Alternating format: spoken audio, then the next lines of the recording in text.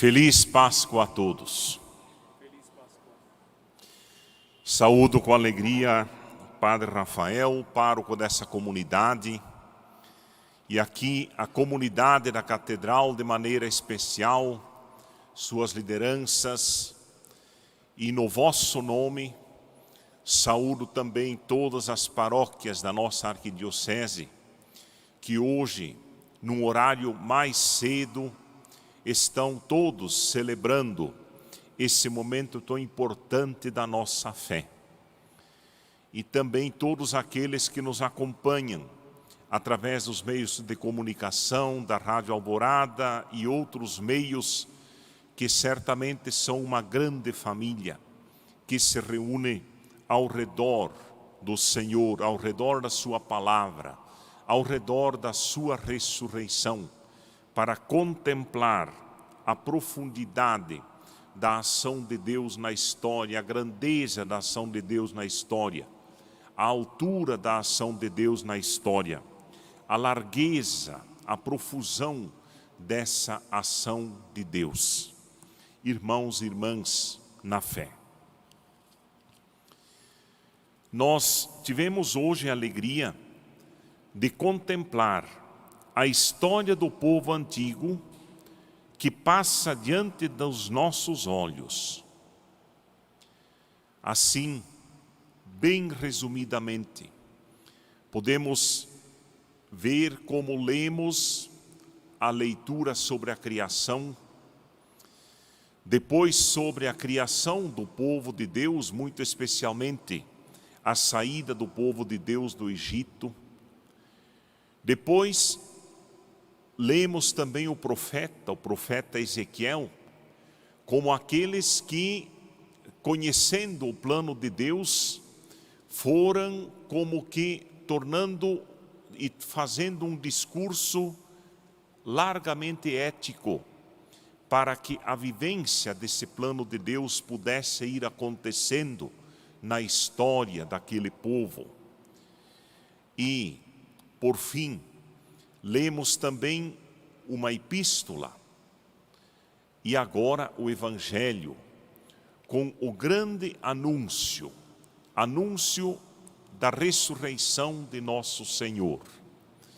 Portanto, temos diante de nós, como que numa página, tudo aquilo, e indicativos de como Deus agiu na história da humanidade, para se fazer presente, desde a criação, mas depois também como o pecado tomou conta dessa humanidade e como Deus decidiu redimir essa humanidade para torná-la novamente sua, ou sobretudo dar-lhe possibilidade, dar-lhe luz, indicar caminhos para que pudesse novamente voltar a Ele.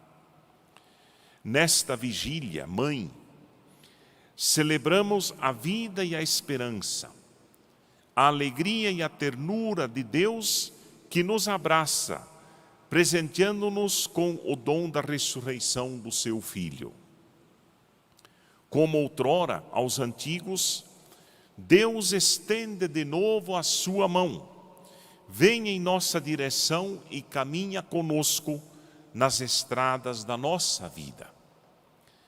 Assim como na história, nós hoje, aquilo que o povo de Deus viveu séculos e séculos para poder entender, isso hoje nós podemos ver acontecendo numa celebração de 1h30, 2 horas de repente, mas vemos tudo isso anunciado às claras, anunciado para que nós não possamos de fato mais dizer que nós não temos conhecimento desse plano de Deus também para a nossa vida.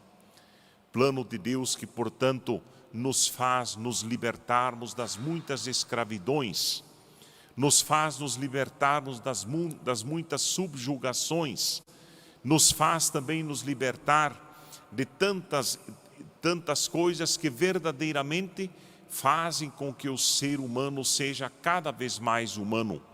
Tanta violência, tanta dor.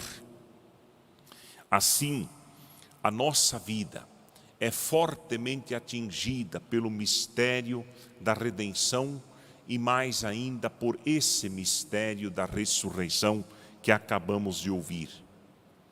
Se para Abraão, Moisés e os profetas ele foi presença e constante proteção, para nós esse Deus, essa ressurreição é certeza de que um lugar é preparado em sua casa, acolhendo-nos na hospitalidade do seu Filho ressuscitado. A mesma certeza que aqueles homens de fé, nossos pais na fé lá do Antigo Testamento, nós podemos também ter essa certeza de que somos acolhidos nos braços do Pai, como já disse, pela hospitalidade da ressurreição do Filho. Se no passado Deus criou o mundo como graça e liberdade para todos os seres, agora também Ele nos recria na vida do seu Filho. O seu Filho, no seu Evangelho, Ele vai nos recriando sempre. O Evangelho é um manancial de crescimento, é um manancial de nascimento, é um manancial da água mais pura que nós precisamos para alimentar-nos, para crescermos e para nos refazer das quedas da vida, dos problemas da vida, dos pecados que tantas vezes nos cercam. Eis então a novidade.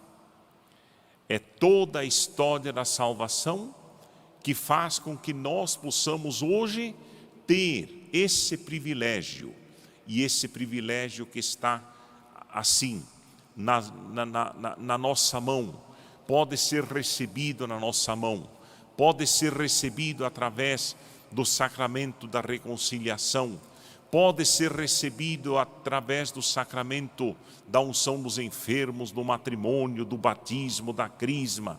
Assim, esse mistério agora está como que nos chamando. Venham, participem dessa festa, sirvam-se. Isto é o melhor que Deus quer oferecer para o seu povo. Mas, por que Pedro tem a primazia nesse anúncio? O Evangelho é tão claro.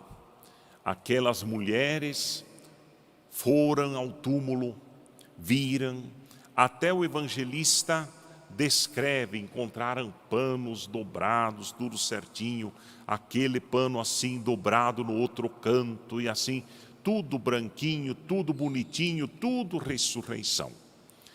Ide anunciar aos discípulos e a Pedro, diga que eu vou à frente deles para a Galileia, lá os encontrarei. Galileia não é simplesmente um lugar, aquela Galileia que provavelmente muitos de vocês, eu também já, Padre Rafael também com certeza, já visitamos, já nos admiramos, e Deus queira que muitos outros possam fazê-lo também. Não é simplesmente um lugar geográfico, mas Galileia é um lugar teológico, é o lugar da missão, onde se desenvolve tudo aquilo que Jesus iria pregar. Todas as vezes que se refere a Galileia, é porque lá Jesus é o missionário por excelência, onde ele prega a palavra, onde ele é correspondido, onde ele é ouvido, onde tantas vezes também é criticado, porque há sempre aqueles que não aceitam essa palavra. Por que é mencionado em destaque em relação aos demais? É claro que o Evangelho já é uma releitura, já é escrito a partir de tudo aquilo que já está acontecendo na vida da igreja. Tudo aquilo que já está acontecendo em termos de missão, e que já tinha comprovado como Pedro era um líder. Não seria porque o seu olhar também está mais fundo. Essa é a primeira vez que eu ouvi alguém dizendo assim, que essa preferência por Pedro seria exatamente porque Pedro provavelmente foi um dos discípulos que mais chorou. Pensem em Pedro chorando por ter traído Jesus. Pensem em Pedro chorando ao cantar do galo.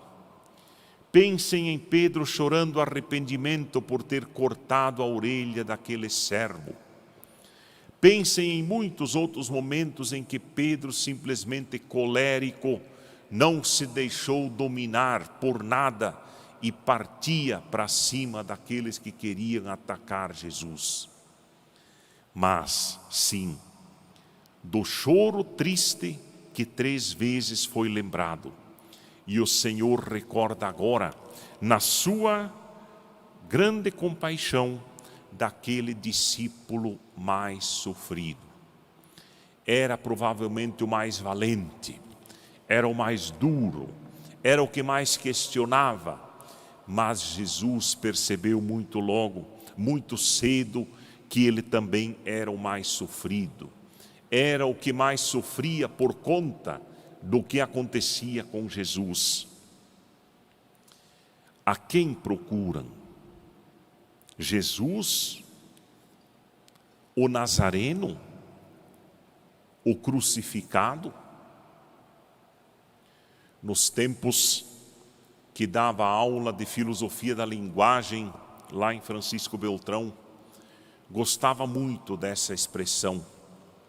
O que é que significa quando nós dizemos eu creio em Jesus? O que significa quando eu digo eu creio no Nazareno? Ou o que significa quando eu digo eu creio num crucificado? Alguém que foi perseguido, alguém que foi deixado de lado, alguém que foi pregado na cruz. 3 nomes belos que contemplam uma pessoa. Quando eu digo Jesus, eu falo do Salvador, eu falo do Verbo encarnado. Quando eu digo Nazareno, eu lembro do Galileu, dos passos cheios de poeira, da roupa suja, provavelmente rasgada, do homem cansado que caminhava provavelmente quilômetros e quilômetros por dia atrás do seu povo. E quando eu digo o crucificado, eu lembro do Senhor de braços frágeis em uma cruz. 3 modos diferentes, 3 cristologias diferentes, apesar de serem uma única pessoa, um único mistério, mas que provavelmente podem nos ajudar a iluminar a nossa espiritualidade e o nosso seguimento. Mas é sem saber que procuravam exatamente o Cristo ressuscitado. Também nós, quanta sede de Deus, quanta busca de Deus, mas ela é sempre em vista de alcançarmos o Cristo ressuscitado. E é Ele justamente, seu mistério de amor, que é nesta celebração colocado por inteiro diante de nós. Contemplemos, olhemos, aprofundemos a nossa fé e façamos justamente com que ela ilumine o nosso dia a dia. Porque não há dor, não há sofrimento que nele não vá se tornar no grande mistério da ressurreição, do ressurgimento, da vida nova. Mais uma vez, que essa Páscoa não seja simplesmente uma noite, mas que ela se estenda por toda a nossa vida, nos próximos 50 dias, mas por toda a nossa vida, porque como diz Paulo, somos chamados a viver como ressuscitados, como homens novos e mulheres novas, porque são transformados na vida, são transformados na existência, são transformados em suas atitudes.